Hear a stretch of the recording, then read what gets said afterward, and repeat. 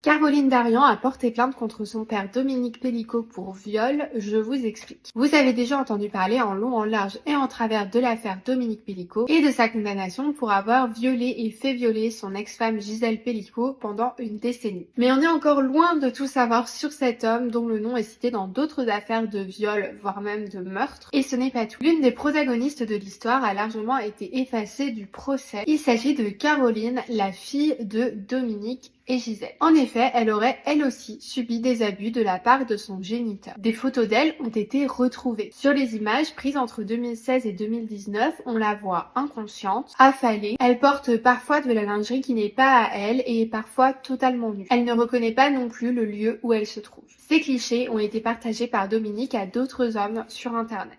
L'homme a été condamné pour la diffusion de ces images, mais il a toujours nié le moindre geste incestueux envers sa fille. Il a présenté plusieurs versions, parfois contradictoires, qui montrent qu'il y a des zones d'ombre sur le sujet du contexte de ces photos. Caroline en est persuadée, il l'a aussi abusée sexuellement sous soumission chimique. L'inceste est d'ailleurs un sujet qui a globalement été laissé de côté lors du procès. Pourtant, en 2011, Dominique avait été surpris en train de se masturber dans son bureau porte ouverte par une de ses belles-filles. Il avait également dit à un de ses petits-fils qu'il souhaitait jouer au docteur. Son autre belle-fille dénonce également ses regards sur elle lorsqu'elle allaitait. Elle l'a déjà vu se promener nue et faire du chantage à ses petites filles pour qu'elles se déshabillent. D'ailleurs, Dominique a également fait des clichés de ses belles-filles lorsqu'elles utilisaient la salle de bain, sans leur consentement évidemment. Aujourd'hui, Caroline Darian veut représenter les autres victimes de violences sexuelles, celles qui, contrairement à sa mère, n'ont pas la possibilité de montrer toutes les preuves incriminantes. Puisqu'on le rappelle, le cas de Gisèle était très rare dans le fait qu'elle avait toutes les vidéos